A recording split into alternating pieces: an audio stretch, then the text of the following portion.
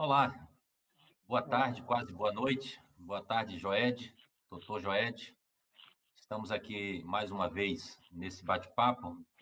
Meu querido Joed, todos os dias nós estamos fazendo contato, conversas, essas lives, para fazer o encontro que não está sendo possível fazer fisicamente. Então, nós estamos aproveitando essas ferramentas modernas, né? E tão úteis e tão necessárias nesse momento de dificuldade no contato físico, é o que a gente gosta de fazer, que precisa fazer num tempo mais curto possível. Nós estamos nos encontrando assim, geralmente às 18 horas, é o horário que eu tenho usado para esse contato, essas lives que temos feito, e temos tido a oportunidade de conversar com muita gente, especialmente as pessoas que estão no interior, que têm ação política, atividade política vinculados ao interior e querendo saber e dialogando como é que as coisas estão acontecendo, mantendo o contato virtual, já que não é possível contato físico. E hoje, meus amigos, minhas amigas, nós estamos aqui com uma figura querida, que eu gosto muito, parceiro de muitas caminhadas, de uma energia incomparável, faz muitas coisas ao mesmo tempo, é múltiplo nas ações que desenvolve e consegue, com essa energia toda, dar conta de cada uma delas, porque não é fácil ser pai de família, ser político, atuar em vários municípios na região, ser médico e médico num momento como esse, que a saúde é o centro das atenções no mundo, a cobrança fica mais intensa e mais, como é que diz assim, a dor, né, que as pessoas sofrem em função dos problemas relacionados com a saúde, são dores muito maiores. Então, eu tenho uma alegria muito grande de estar aqui com o Dr. Joed, nosso amigo de Filadélfia. Ele está em Filadélfia, mas ele é da região toda, mas tem domicílio eleitoral em Filadélfia e vai ser o próximo prefeito de Filadélfia. Eu acho que está chegado o momento de nós cuidarmos da pandemia agora, mas não perder de vista que daqui a pouco decisões terão que ser tomadas no âmbito da política, e eu tenho muita honra de ser seu parceiro nesse objetivo de modernizar, de renovar e de ter um projeto com gente competente, efetivamente comprometida em Filadélfia. Então, boa noite, boa tarde, boa noite a você. E nós queremos falar sobre Filadélfia e queremos falar também com você sobre o coronavírus, que esse é o tema central, que preocupa a todos nós, preocupa a humanidade, o Brasil, e particularmente o Brasil, que está vivendo uma situação de incerteza, de muita insegurança, porque hoje é a atenção do mundo sobre a disseminação do coronavírus e é onde tem o maior volume de disseminação e de mortes no mundo inteiro. Então, boa noite a você. Obrigado pelo convite. boa noite a você, boa noite, Daniel. Obrigado pelas palavras, pela gentileza, né, de falar da minha luta. Mas eu quero deixar claro aqui que a luta é de todos nós, tanto do ponto de vista agora com a pandemia, como com a proliferação da ideia do nosso partido, que é o PCdoB, das nossas ideias, dos nossos projetos políticos, não só para cidades pequenas como Filadélfia, mas para a Bahia, para o Brasil inteiro. E realmente, como você disse, a minha atividade de médico, de político, de pai de família e todas as outras, que a gente tem outras coisas também que faz, então, é muito difícil, mas é gratificante porque a gente faz com amor e faz porque gosta. Eu gosto de ser médico, eu sou médico e gosto muito de estar na política e ainda mais escolhendo os bons políticos, escolhendo esse partido de tanto tempo que a gente milita nele e quero aqui com essa live dar uma contribuição, tanto da minha parte política, como a parte de médico, nessa situação global que a gente está vivendo hoje. Maravilha.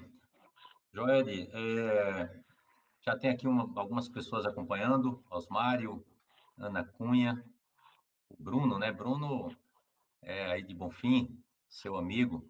me ajuda muito lá no gabinete, a Virgínia. A turma já está começando aqui a sintonizar. Aqui é um papo permanente. De vez em quando aparece gente assim, de um outro país, que é de Filadélfia, está morando fora e se conecta aqui. Porque quando a gente fala aqui, a gente fala para o município, para a Bahia, para o Brasil e para o mundo, né? Todas as pessoas podem acompanhar. Mas me fala aí como é que essa crise sanitária está impactando Filadélfia. Como é que as pessoas estão aí? Tem muita inquietação, as coisas da economia estão acontecendo, tem muitos casos aí, sua demanda, como é que as coisas estão aí para você? Para mim está muito difícil, porque vencer essa batalha é muito complicado. E ao longo das falas a gente vai pontuando esse problema. Filadélfia hoje é uma cidade que tem poucos casos, mas tem muita conversa. Então, a saúde em si está se comportando de uma forma até parecida em todas as cidades do interior, com as barreiras, com o isolamento daquelas pessoas suspeitas que são sintomáticos, mas o número de casos confirmados são muito poucos. O maior número de casos hoje aqui na região é em Senhor do Bonfim. Então, é mais preocupante lá do que aqui. Então, o comportamento das pessoas é muito de desconfiança, até pela posição do presidente da República com relação ao comportamento no isolamento ou na tipagem do isolamento a ser seguido pelas pessoas. Então, isso confundiu muito no começo, mas com a progressão da pandemia, as pessoas estão entendendo mais o processo e estão se organizando melhor e até as cidades estão se organizando do ponto de vista de flexibilização de alguns serviços. Já teve algum caso aí? Teve, sim, 2 casos. 2 casos. E como é que está a feira, o comércio, está tudo fechado?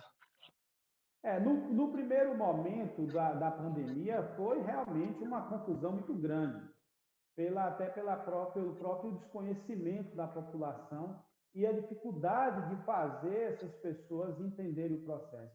Mas hoje está mais tranquilo, hoje as coisas já funcionam, não como era antes, né? Mas com aquele distanciamento social, todo mundo usando máscara, né? De forma mais organizada para que não avance o processo de disseminação da doença no nosso município. Uhum. Aqui, ó, o Rogério está também mandando um abraço, o Otonei está dizendo, olha, a vez de Filadélfia é a junção de Cláudio e Joed. Então já tem gente aí torcendo para uma ampliação da unidade. O Carlos Walter também aqui mandando um abraço. Um abraço para Olha, todos eles, um abraço para todos eles, uns grandes amigos da gente. E quero que eles estejam junto com a gente nesse processo quando começar a nossa campanha de fato. Joed, você que é da área médica, você sente que a sua procura por, às vezes, um aconselhamento, uma opinião, um remédio, como é que isso impactou? Você, naturalmente, está trabalhando, está circulando na região, etc. Mas qual é a expectativa que as pessoas têm do ponto de vista assim, dos resultados médicos da atenção, por exemplo, a vacina? O que é que você, do conhecimento que você tem do lidar com a medicina, percebe isso? O que eu vejo é que aqui em Filadélfia, realmente, uma parte da população é meio que descrente do processo da pandemia. Eles acreditam muito naquela teoria que a pandemia é uma coisa idealizada para manipular as coisas, para receber dinheiro, e tudo isso que não tem nenhuma verdade isso. A pandemia é um fato, é uma realidade, é uma doença que, do ponto de vista médico, é uma doença que o presidente da República até confundiu muito, por ela não ser muito letal, ele disse, ele refere como a gripezinha, mas na verdade, os dois aspectos da doença são importantes, que é a infectividade, né, a facilidade de infectar muitas pessoas em um espaço de tempo muito curto, e o desenvolvimento de um quadro grave da doença quando infecta muitas pessoas. Então, quando essa doença ela avança muito rapidamente no organismo, então aquelas pessoas precisam de um suporte avançado de vida que, na verdade, aqui nos interiores é muito deficiente. Então, isso é que deixa, e é que justifica as ações dos prefeitos, né, com relação a restringir o fluxo de pessoas e a abertura de alguns comércios ou repartições públicas. Então, as pessoas confundem muito isso. E aí, quando eles procuram a gente no consultório, eles já estão naquela fase, como já tem mais de 3 meses, né? De pandemia, mais ou menos, 3 meses e um pouquinho. As pessoas já estão naquela fase de ansiedade, de, de síndrome do pânico, né? Tem muita gente que está me procurando no consultório e às vezes nos hospitais onde eu dou assistência, exatamente no sentido da questão da ansiedade, do transtorno ansioso, do pânico, de como isso vai terminar, se vai existir uma vacina, se não vai, se os remédios são efetivos ou se não são. Então, é muito controvertido porque cada pessoa tem uma determinada fórmula para tratar a doença e isso fica muito difícil. Então, mas eu acho que as diretrizes, elas têm que ser feitas com responsabilidade, com medicações que realmente já tiveram êxito em outros países, outras cidades, outros contextos, porque o Brasil agora está na fase mais aguda da infecção, então a gente precisa ter mais cautela com a relação de uso de medicamentos. Então, eu, como médico, preconizo os medicamentos em centros especializados para a Covid-19, que são mais ou menos 6 medicamentos, que é a azitromicina, que ela quase está em todos os protocolos, a ivermectina também, que agora se confirmou como uma droga muito eficaz, os retrovirais, né, uns retrovirais mais específicos, mas como são muito caros, eles são controvertidos do ponto de vista também da ação, os anticoagulantes, que são maravilhosos na questão daqueles casos mais graves. A hidroxicloroquina, que é muito conturbada a ação, mas ela tem tido efetividade em alguns casos e outros não. Então, basicamente, essas drogas. Então, isso daí é o básico e é o que é mais salutar do ponto de vista de tratamento dessa doença. Me diga uma coisa, você já teve, assim, que se deparar com alguém com sintoma? Essa é uma minha curiosidade que eu queria ter. E se outras manifestações, eh, você falou de ansiedade, depressão, que outras patologias assim têm aparecido tanto em Filadélfia como na região onde você atende? Como é que você tem percebido isso? Na verdade, eu fiz a minha configuração de trabalho para que eu não entrasse muito em contato com o paciente positivado de Covid-19, pelo fato da minha idade e também da minha comorbidade, porque eu tenho asma e isso Ah, pode possibilitar um caso grave, então eu fico meio que na retaguarda. claro, tem que se proteger. Não Mas descuide não, viu? ainda exato, eu uso todos os equipamentos de proteção individuais, eu uso muito, faço a testagem semanal, então eu tenho muito, não é receio, né? Porque um dia ou outro a gente vai ter que pegar, porque a vacina, eu acredito que uma vacina é efetiva, né? Uma vacina a mais de 99% de efetividade, ela vai demorar em torno de 2 anos, mas vacinas menos efetivas pode ser que apareça, mas mesmo assim a gente vai continuar com aquele medo de contrair a doença, já que você tem alguma daquelas comorbidades, né, que foram tão aludidos no começo da pandemia. Então, o meu trabalho é um trabalho mais de retaguarda. Eu trabalho no hospital regional, eu faço anestesia, às vezes eu sou chamado para entubar um paciente que tem até suspeita de Covid, mas eu uso toda aquela roupa, óculos, aquele face shield, né, que é o protetor facial, uso tudo para poder exatamente proteger a mim também, né, que eu estou naquela faixa de risco. Então, eu não tenho lidado diretamente com o tratamento. Eu nunca, até hoje, não tratei. O paciente que foi suspeito, eu recomendei para ir imediatamente ao centro de referência, porque Que é e senhor a do gente, Bonfim.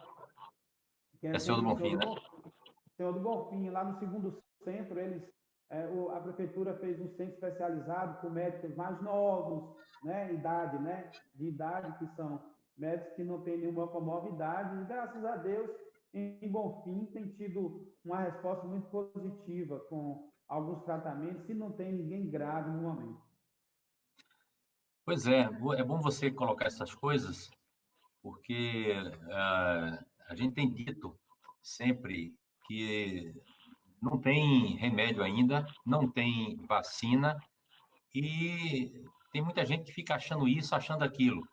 Todo mundo se mete a entender das coisas no Brasil. O Brasil tem muito isso. Todo mundo entende muito de futebol, todo mundo entende muito de religião, todo mundo entende muito de política. E quando os temas são politizados, cada um tem o direito de manifestar sua opinião. E tem temas que você, não tendo o domínio, você tem que acreditar em quem tem o domínio.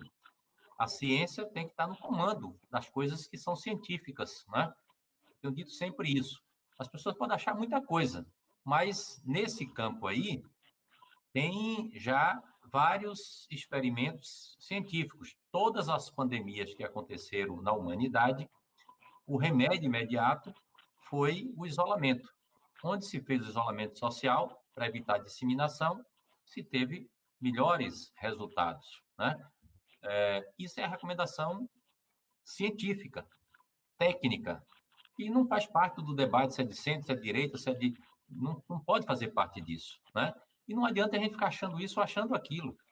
Todos os lugares pelo mundo onde não houve uma confiança na ciência e as pessoas tentaram politizar e se submeter ao achismo de um ou de outro setor, só houve prejuízo maior, né?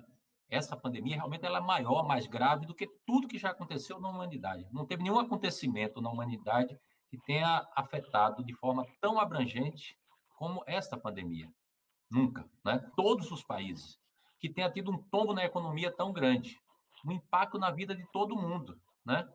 E o resultado que a gente tem obtido até agora é que onde a ciência foi levada a sério e os governos disseram, olha, nós vamos fazer o isolamento, vamos confinar. E no confinamento a gente evita a disseminação e o confinamento fica num tempo mais curto, 14 dias, 30 dias, enfim. Foi assim na China. A China tem 1,4 bilhões de pessoas. É muita gente. E lá chegou a 4 mil mortes, não chegou a 100 mil infectados. Né? Por quê? Porque tomou medidas ali. O povo confiou. O governo sabia, né, como conduzir aquele processo. Assim em Portugal, na Coreia, na Nova Zelândia. Eu falo de um país grande, mas a gente fala de um país pequeno, que é a Nova Zelândia. O procedimento é o mesmo. Acredita na ciência, o governo é forte, tem confiança do povo e tomou a decisão de cima a baixo, orientar, coordenar o enfrentamento. Onde não foi feito desse jeito, o prejuízo foi muito grande, está sendo muito grande. Na Itália, ficou vacilando, fecha, não fecha, faz, não faz. Depois que viu, já tinha muita gente morrendo, foi mais tempo para fazer a tal do achatamento da curva e começar a abrir. Todo mundo perdeu mais. Na Inglaterra, da mesma forma. Precisou o primeiro-ministro ficar doente, bater na porta do serviço público, que foi quem acolheu, né, para ele sair dizendo, opa, agora muda de posição. Mas o preço que pagou foi muito alto. E ao invés de ficar um tempo mais curto, fechado, teve que ficar muito mais tempo. E morreu muito mais gente. Os Estados Unidos, o Trump disse, não, é uma coisa boba, não é, vamos ver, os governos que cuidem disso e tal. Lá é onde tem mais morte, mais disseminação. E é o país mais rico do planeta, né? E o pior de todos, você disse aí, é o Brasil. O Brasil hoje todo mundo fica perplexo. Como é que o presidente da República diz, não é comigo, é uma gripezinha. E daí? Né? Todas as ações que nós tentamos fazer, seja no STF, seja na Câmara, no Congresso, seja pelos prefeitos, pelos governadores, tudo ele tenta sabotar. E hoje, o próprio Estados Unidos, que é o país que ele diz que é referência, o Trump, no meio do caminho, começou a ver que era preciso mudar a atitude. O próprio Estados Unidos criticou. O Trump hoje faz uma crítica ao Bolsonaro. É um negócio inimaginável. É realmente, o pessoal tem dito aí, é uma coisa genocida, né? É um convite à morte das pessoas. Nós estamos numa tragédia, assim, incalculável. A cada minuto, enquanto eu falei essas coisas aqui para você, 10 pessoas morreu, não é? Nesse país. É um negócio absurdo, a disseminação explodindo e ainda está crescendo. Então, o que é que vai acontecer? Nós já estamos há mais de 2 meses, nós já estamos há mais de 2 meses nessa situação e provavelmente nós vamos ficar muito mais tempo. Prejuízo para a economia, prejuízo para quem está perdendo o emprego, prejuízo irreparável, que é a prioridade número 1, vidas. 30 e tantos mil vidas. Então, não é à toa que eu gosto de política e quero fazer política. Na verdade, a gente sente a necessidade de dar a nossa participação na vida do Brasil. Eu estive analisando hoje no Brasil, são 34.072 mortes hoje. Então, é muita gente. E, do ponto de vista do Brasil todo, o governo, na pessoa do presidente da República, minimiza isso como se aquelas pessoas fossem morrer mesmo. pois é. Então, é muito triste a gente ver o nosso país chegar a um estado onde as pessoas mais simples, que não têm condições de ter um entendimento real dessa pandemia, vê que o governo trata ela como uma doença irrelevante. Onde parou o mundo? Olha, o PIB do mundo inteiro baixou. Não é possível que o governo ele vai se sustentar ainda em teses totalmente fracassadas, já do ponto de vista do enfrentamento dessa doença que ele mesmo minimiza. Então, se ele não está conseguindo agir numa doença que ele mesmo menospreza, imagine diante do caos econômico que vai advir dela. Então, é um contrassenso do ponto de vista político, do ponto de vista humano, porque um homem que age dessa forma, que é uma gripezinha, o jeito que ele fala realmente é inaceitável. Mas a gente também vê que a sustentação dele em Ibope, né, era de 70%, hoje está em 30%, mas ainda tem 30% de pessoas no Brasil que acreditam nas ideias desse homem. Então, a gente precisa militar não só no processo político, mas nos processos de desconstrução da desvalorização do ser humano. Porque ninguém quer morrer. Eu não quero morrer, mas eu não quero também que a mãe, ou o pai, ou o amigo do meu amigo morra. Então, a gente tem que valorizar a vida. E para a gente valorizar a vida, a gente tem que dar importância às coisas mais legalizadas. Você falou aí dos países, né, que tomaram decisões. Eu cito muito a Nova Zelândia. A presidente, ou a primeira-ministra, não sei, da Nova Zelândia, ela tem uma respeitabilidade tão grande a nível nacional que o que ela botou, a população fez. Foi o mínimo do mínimo do mínimo de mortes. Isso é responsabilidade dela. Então, esse número crescente de mortes que está existindo no Brasil é de responsabilidade desse governo genocida. Sem sombra de dúvida. Ninguém pode defender isso. Então, essas ações desse governo desastroso foi que levou esse número crescente de mortes e esse número absurdo de casos, que já está se aproximando dos Estados Unidos e do Reino Unido. Então, fica difícil a gente acreditar na permanência desse governo, e até acho que ele já foi longe demais, e eu acho que agora a gente tem que militar no processo de construção para 2022 a partir das pequenas cidades do Brasil. E é isso, Joel. Às vezes as pessoas me perguntam, deputado, mas os prefeitos tomaram medidas, os governadores tomaram medidas, e mesmo assim está morrendo gente, né? Se não tivesse tomado essas medidas, estava morrendo muito mais. O problema é que tem uma política que tem que ser nacional. Quando um prefeito toma uma medida, mas o governador diz que é para fazer diferente, já cria uma confusão muito grande. O governador toma uma medida e o presidente diz que é para fazer diferente. Fica estimulando todo dia uma desobediência. Aquilo que o próprio STF já diz que é competência do prefeito e do governador. Quando faz isso, o que é que acontece? No Brasil, nunca teve um distanciamento. Mesmo quando você decreta o chamado lockdown, é, a adesão fica no patamar de 50%. Porque tem sempre uma parcela que diz, mas o presidente está pensando diferente, está estimulando, vê um comerciante e pressiona para abrir o negócio dele.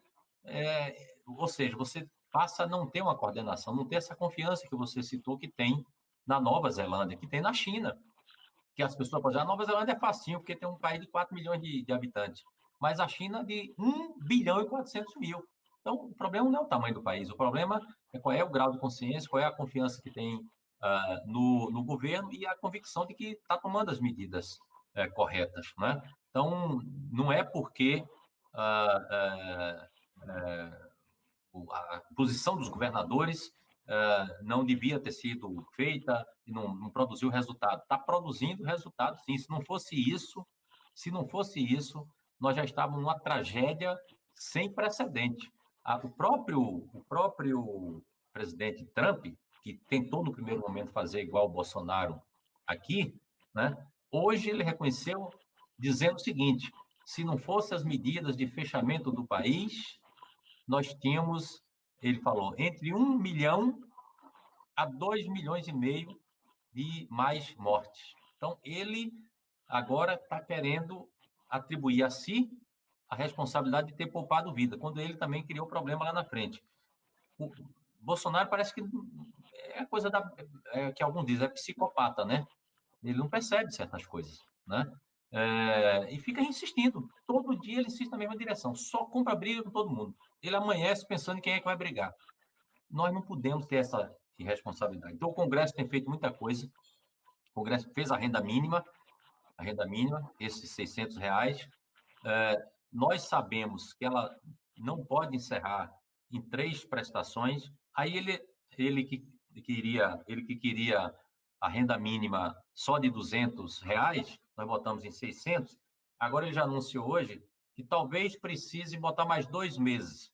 Só que os 2 meses que ele quer colocar é o mesmo valor de um mês só. Ele quer botar R$ 300. Nós vamos discutir lá no Congresso. Não é suficiente, né? Ele atrasou tudo, fez uma bagunça danada para fazer esse pagamento na Caixa Econômica Federal, quando podia ser feito de forma descentralizada. Nós fizemos os recursos para os municípios, para os estados. Ele passou um mês para sancionar a lei, para esse recurso não chegar. Só anteontem publicou a medida para que os recursos possam chegar nos estados e nos municípios. Nós fizemos a lei para o pequeno empresário. Aí em Filadélfia está cheio de gente que tem uma lojinha, que é a família que trabalha e que vende uma semana para comer na semana seguinte, né? Tem um empregado ou 2. Essa turma que gera emprego no Brasil. Parou de ter atividade. Parou de ter atividade, você tem que ter crédito subsidiado, né? Tem que ter dinheiro para pagar os funcionários. Nós fizemos um projeto para suspender o contrato e o governo bancar, suspender uma parte da jornada e o governo bancar.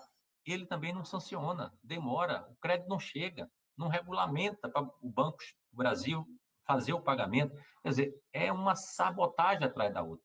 Ontem nós aprovamos a Lei da Cultura. Imagina o tamanho do prejuízo para todo mundo que é não ter São João, Santo Antônio, São João, São Pedro no Nordeste. Que é uma festa que não só da diversão, do encontro da família, da elevação da cultura, mas é uma festa da economia também. 3% do PIB está relacionado com essas atividades culturais. Quanto em Senhor do Bonfim, em Filadélfia, significa as pessoas que vendem o licor, que vendem a bebida, que vendem a comida, que tem o hotéis, que tem o transporte, que tem o iluminador do palco, o instalador do palco. É um conjunto de atividades vinculadas à festa, sem contar os artistas, né? Então, essas pessoas têm que ficarem protegidas. E as pessoas dizem, pô, deputado, mas é muito dinheiro, onde é que vem esse dinheiro?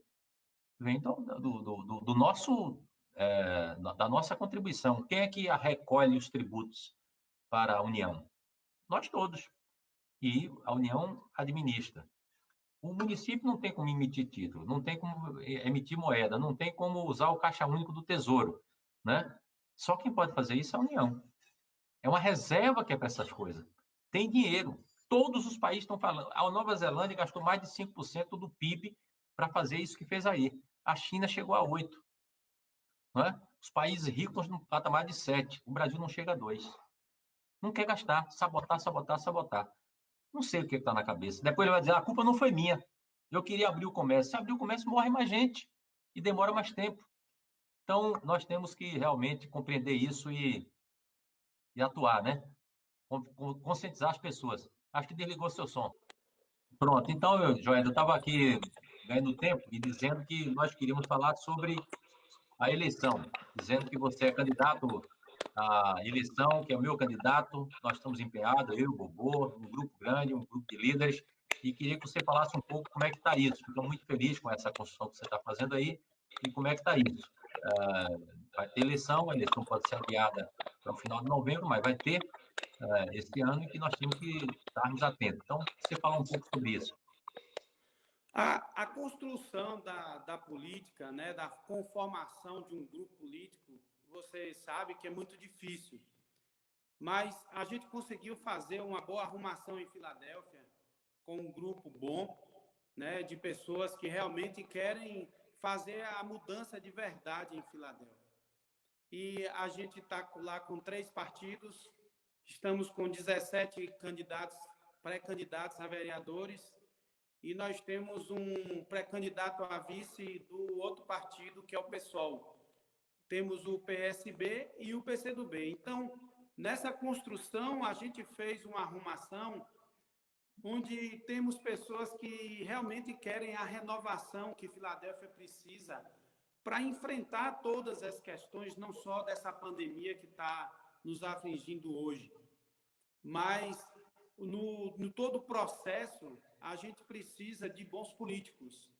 E a gente vê que nesse cenário atual, a mentira, a pegadinha de políticos já experientes que sabem como lidar, né, com as oportunidades mentirosas, constrói histórias que realmente enganam a população. E a gente precisa agora do apoio do candidato, né, dos nossos deputados, principalmente você, né, nosso deputado federal, que já tanto nos ajudou, nosso município, e ajudou tanto que eles não tiveram competência até de fazer aquelas 2 quadras poliesportivas que você botou na sua emenda parlamentar por causa do calque. Eles não conseguiram resolver a questão do calque. Outra coisa é Bobô também, nosso deputado estadual, muito atuante aqui na nossa cidade. E também tem vários outros deputados que estão agora com a gente. Mas a nossa batalha vai ser grande e a gente precisa do apoio de todos vocês, de todo o povo do PCdoB, tanto dos partidos aliados também, do governador do estado, né, que é parceiro de longa data do PCdoB, o PT. Então, a gente precisa construir uma alternativa verdadeira para o povo de Filadélfia, que, na verdade, foi enganado durante 35 anos, com mentiras, com posições desastrosas desse ou daquele candidato que se diz representar a direita ou a esquerda. Mas eu acho que a atitude de bons políticos está nas ações que ele faz. E agora, principalmente no enfrentamento, no posicionamento da gente com relação à pandemia, com relação aos problemas críticos de nossa cidade, a gente vem ajudando em todos os sentidos. E aproveita a oportunidade para ratificar a nossa pré-candidatura e toda a nossa construção para fazer de Filadélfia uma cidade mais próxima nesse futuro bem promissor. Muito bem. Você sabe que pode contar comigo, com o Bobô. Nós sempre estivemos juntos, a confiança total sobre isso, sobre sua capacidade, sua dedicação. Acho até que você já devia ter sido candidato antes, mas tudo tem a hora de chegar, né? E acho que esse é o momento de persistir. Não é simples, tem gente que não entende no primeiro momento, gera desconfiança, tem muita fofoca que sempre aparece. A gente tem que ter confiança, acreditar naquilo que a gente está propondo, persistir e atraindo, né, as pessoas que estão no entorno e aquelas que, num primeiro momento, pode ainda não ter adquirido a confiança necessária. Eu acho que mais do que nunca vai ser fundamental ter alguém assim, que tenha a capacidade de se apresentar como novo, que já demonstrou esse compromisso, como é o seu perfil, né? Então, tem total confiança que isso vai acontecer. Nós já estamos, na verdade, na primeira fase da campanha eleitoral. Se a eleição for mudada para o final de novembro, nós vamos ter campanha mesmo de rua a partir do registro da candidatura, que seria lá para o final de outubro. O Tribunal Superior Eleitoral decidiu ontem que os partidos podem programar as convenções eleitorais virtuais.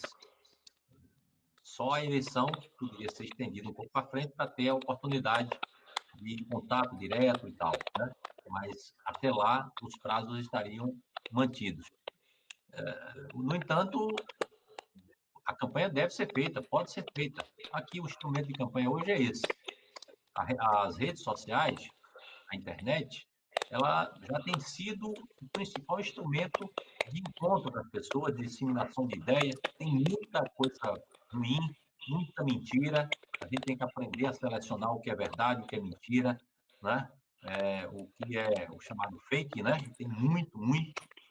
Temos que ter muito cuidado sobre isso.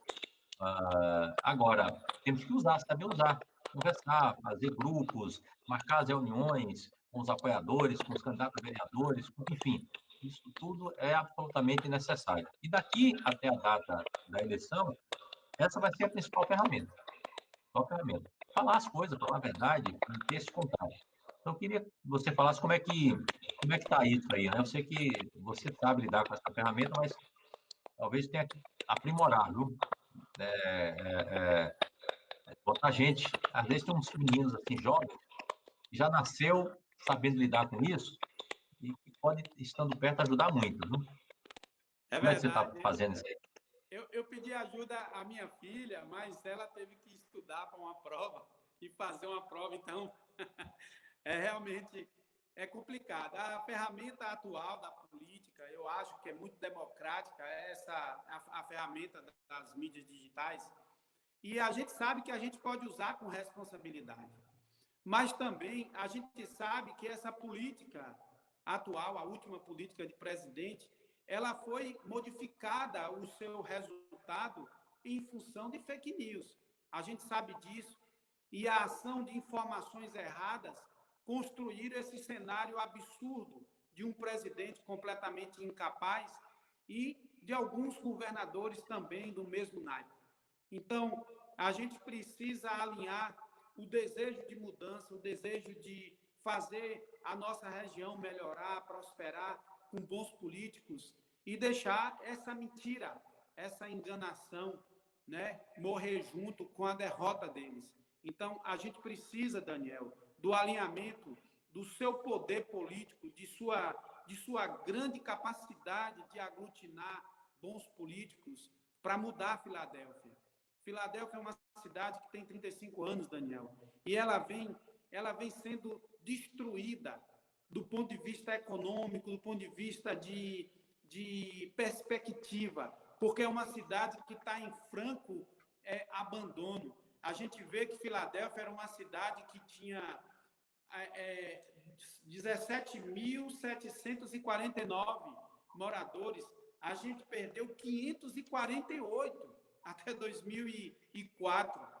Hoje, como ainda não fez o censo, né, do IBGE de 2020, a gente não sabe esse valor real, mas a gente sabe que o número de eleitores aumenta. Então, isso é um problema. A gente precisa agir com informações seguras, com participação, com a garantia dos nossos deputados que vão nos ajudar de todas as formas para a gente mudar esse cenário aqui em Filadélfia. Então, a gente essa live serviu muito para que as pessoas de Filadélfia ouvissem a sua posição, a posição da esquerda verdadeira do Brasil e da Bahia, se posicionar aqui também em Filadélfia. E nós estamos preparados para mudar essa cidade, para renovar essa cidade. Não só com boas ações, mas com bons nomes e lá no futuro fazer dessa cidade, pelo menos, melhor do que foi esses 35 anos passados. É isso aí. Você sabe que pode contar comigo. Eu sempre coloquei recursos aí, sempre você orientou, programas sociais, o PELC, que foi uma coisa espetacular, curso de formação, máquina agrícola, coisas para o campo, para ajudar a chegar água nas populações do campo. Mas tudo isso que a gente pôde fazer até agora é muito pouco diante do potencial que a gente pode ter tendo um bom prefeito. Tendo um prefeito parceiro com bons projetos, a gente pode avançar e avançar muito. A gente tem um exemplo aí em Serrolândia, Vaza do Poço, Capela do Alto Alegre, Juazeiro lá atrás, que a gente acompanhou no mandato, e numa boa parceria com o prefeito tendo bons projetos, a gente pode ajudar e ajudar muito. Claro que não tendo prefeito, a gente ajuda também, mas é no outro patamar, né? E boa parte dos recursos que a gente pode mobilizar do governo do estado ou do governo federal, eles são mais fáceis se forem canalizados para o município. E é esse o desejo que a gente tem, né? De, tendo a partir do ano que vem, você da prefeitura, a gente aumentar, mudar de patamar o apoio. Como a gente fez aí em Senhor do Bonfim, que você está tão perto, Itiúba. Olha o Itiúba, o que está acontecendo, né? Quantas ações, quantas obras nós mobilizamos nesses quase 4 anos da prefeita Cecília, eu e Bobô, mais de 10 milhões, né?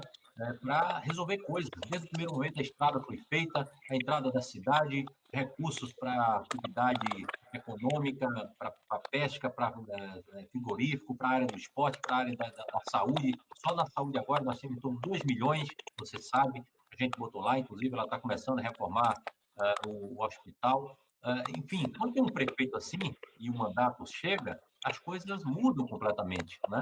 Eu confio da mesma forma. A gente botou lá para a saúde, para a policlínica, para o hospital e tal. Filadélfia pode ter tudo isso, né? A gente sabe da dificuldade daí, já foi a terra do feijão, muita coisa. Agora não é mais, é aproveitar o potencial de cada agricultor que tem condições de realizar sua atividade produtiva. Eu conheço bem isso, porque eu sou ali da região, você sabe, nasci em Mairi, né?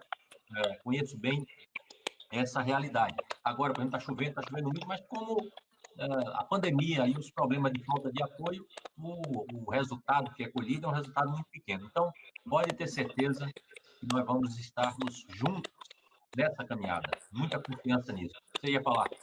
E Filadélfia, ela tem uma peculiaridade que ela consegue produzir pequenas pessoas tão ricas, mas com uma cidade com tantos pobres.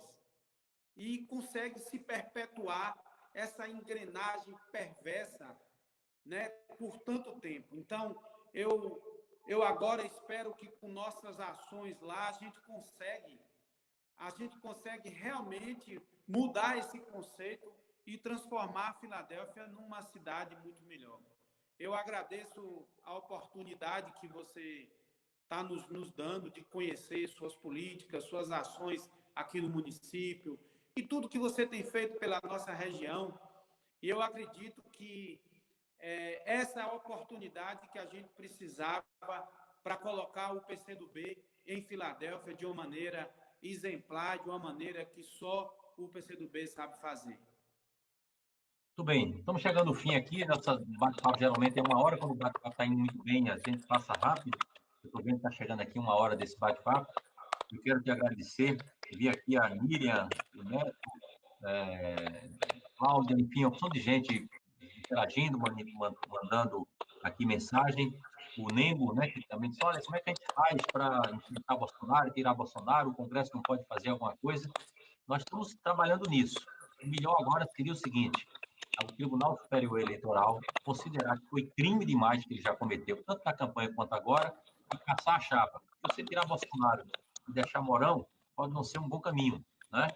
Entrar num processo de impeachment no Congresso agora, que demora 4, 5 meses, 6 meses, e parar as coisas para fazer isso, pode ser que resulte em perda de muitas vidas. Mas ele está sendo cada vez mais isolado, cada vez o povo está virando mais as costas para ele, e nós estamos discutindo qual é a melhor forma. A gente respeita a democracia, respeita a soberania do voto, mas aquele que não tem aptidão e que não quer assumir a sua função, e Bolsonaro demonstrou que não quer, ele não tem um projeto para o Brasil. Ele só faz ódio, ódio, ódio, briga com todo mundo. E diz que ele quer destruir o sistema. Destruir como? Né? A democracia que eu botou lá, né, tem os instrumentos, os remédios para preservar as instituições que o botaram lá, e o voto que botou lá, e não deixar que ele destrua tudo. A democracia não tem preço. Mas estamos discutindo isso com todo cuidado, para que seja feito ou com o menor trauma possível, no tempo mais curto, né, sem atropelar as coisas e sem deixar de proteger a vida das pessoas. Ô, Joel, para a sua palavra final aí, para a gente fazer o encerramento aqui. Pois é, eu gostaria de agradecer toda a sua equipe, ao seu mandato, à sua pessoa, pelo apoio que a gente tem. E quero deixar claro para o povo de Filadélfia que Filadélfia hoje tem uma candidatura totalmente livre de qualquer coisa, e a gente vai falar a verdade e vai construir a renovação que Filadélfia sempre sonhou. Muito obrigado e boa noite a todos. Ok, obrigado a você. O Neto está perguntando, vai ter eleição esse ano? Vai, Neto, vai ter eleição esse ano. Pode até mudar a data lá para o final de novembro, mas a eleição vai ter, não tem a menor dúvida. Vamos preparar para ela e vamos conversar muito.